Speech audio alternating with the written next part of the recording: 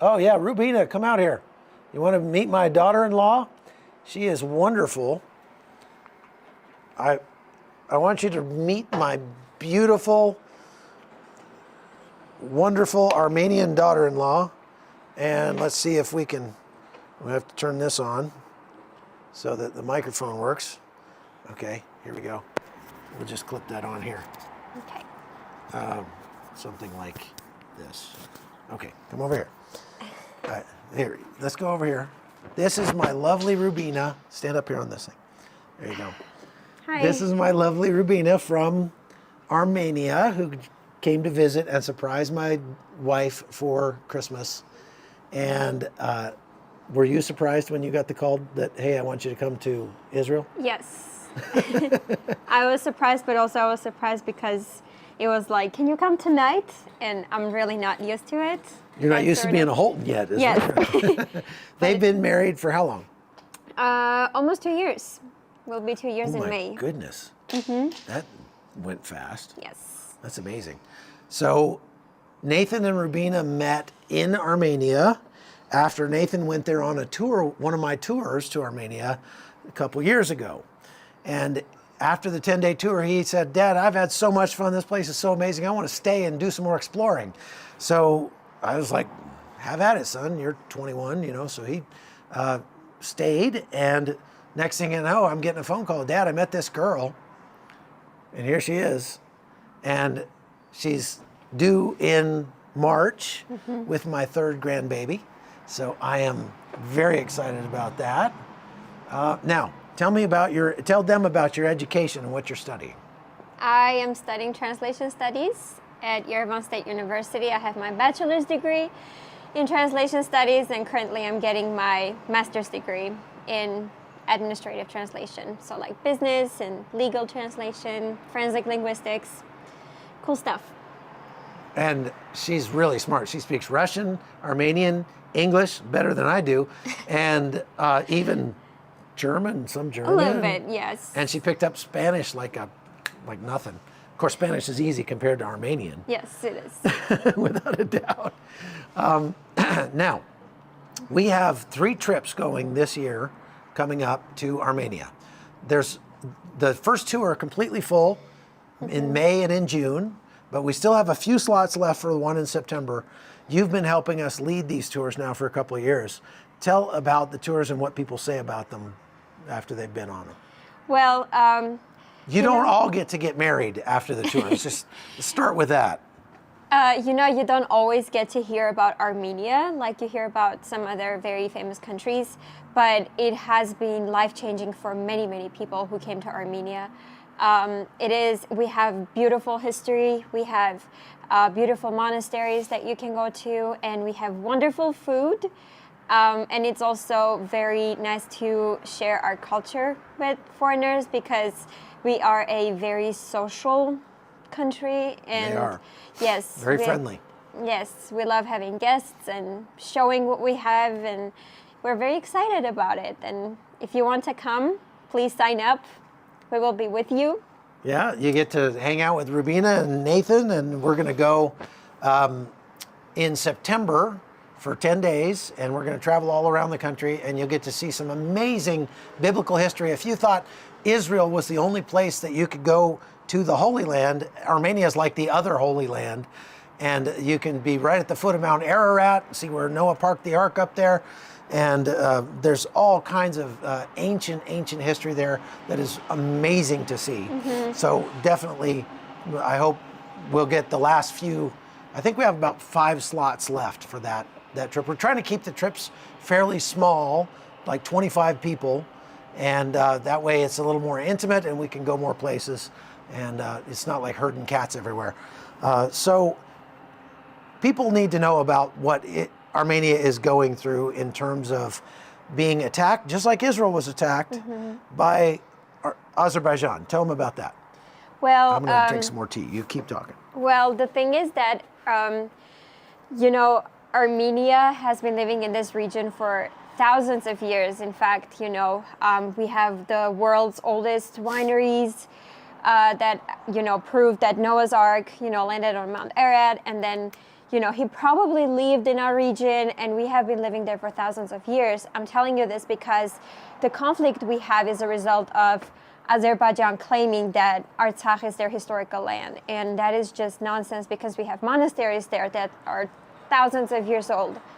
And now just, seeing how our land was taken from us, our homeland was taken from us. And By the Azeris. yes, by the Azeris. And back in 2020, it was mostly my generation who was fighting, because in Armenia you go to war. Well, you join the military when you're 18. So I have lost many friends because of that war. And of course, we have lost our land, and it's really difficult. But I saw an interesting question. They were asking if it's the same for us, like it is for Israelis to live here with Arabs. I don't think so, because, in Armenia, the war is at the border, so it's not like we see them. And it's actually a very odd feeling for me, because I keep asking Chuck, I'm like, how is that possible? Do they hate each other? Do they want to kill each other? And he's like, yeah, you never know when you're going to be attacked. So you don't go walk on these streets, or you don't want to be Certain here alone. areas, right. Yeah. Yeah, in Israel. Yeah, it is very strange, isn't it? I mean, the whole idea that here in Israel, you're living with 2.5 to 3 million Arabs, most of whom probably hate your guts just because you're Israeli, and some of whom, at least, are committed to murdering you if they get the chance. Mm-hmm. And you pass them on the street every day. You buy from them in the store. They run the pizza parlor. And these guys just live like that. Yeah. And at least in Armenia, it's all Armenians, and the Azeris are over there in their own country. They might invade you at any time, but you don't have to live with them every day and wonder if today's the day they're going to try to stab you. Yes. That's just weird. We can't even imagine being close to them physically. Like when I was coming to Israel, at the airport there was a flight from Tbilisi to Baku, Azerbaijan, the capital of Azerbaijan. And it was the weirdest feeling for me to just see so many Azeris standing there. I was feeling scared, because I was like, with my husband, and he looks American, but if I looked Armenian and if they knew I was Armenian, it would probably be really bad. It might be dangerous for you. Yeah. Oh, yeah. Yeah. Yeah. Yeah. So it is. I saw somebody, Daniel. I'll get to your question. I saw it go by, and I appreciate the donation there. And so we will get to that. But somebody was asking if it's safe to live in Armenia.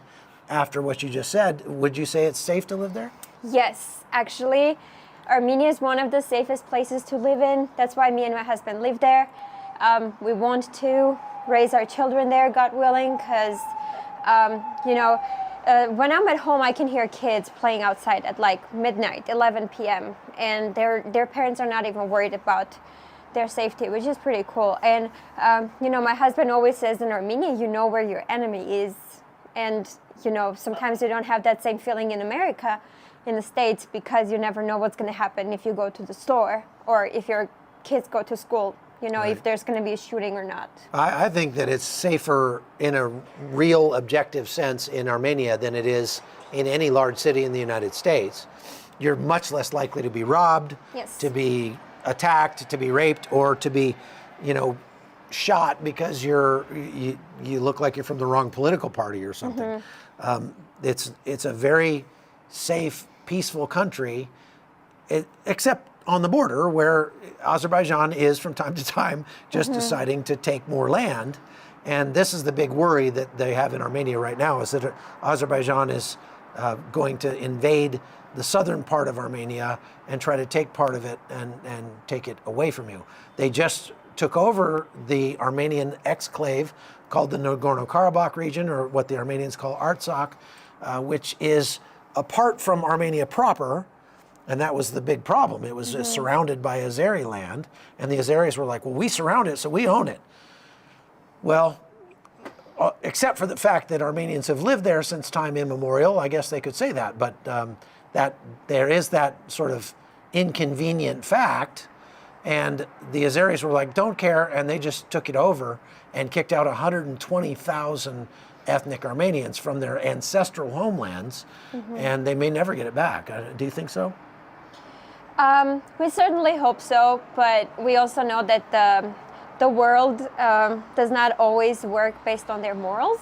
Sometimes it's just, you know, what you can get as a country. And Azerbaijan has oil and has money and is backed up by Turkey. And actually we are surrounded by Turkey and Azerbaijan and Iran, and they're not even Christian. So it makes it a lot harder. That's why it's so important for us to raise awareness and to invite people to Armenia so they can see the people there. And that's why we do these tours too, because what we need is recognition. Because it's not easier for us. It's actually so much harder for us than it is for Israel, but we're not that recognized, and people don't really know where Armenia is. The help from the world that Israel's getting, or Ukraine is getting, because nobody knows. They can't find Armenia on a map. It's teeny, right? Well, Rubina and Nathan have an amazing love story, and so if you want to see that love story, we made a movie about it. And it's won about a dozen awards at film festivals all around the world since June when it came out. You can watch it by going to armeniamovie.com and see their love story. It's really cool.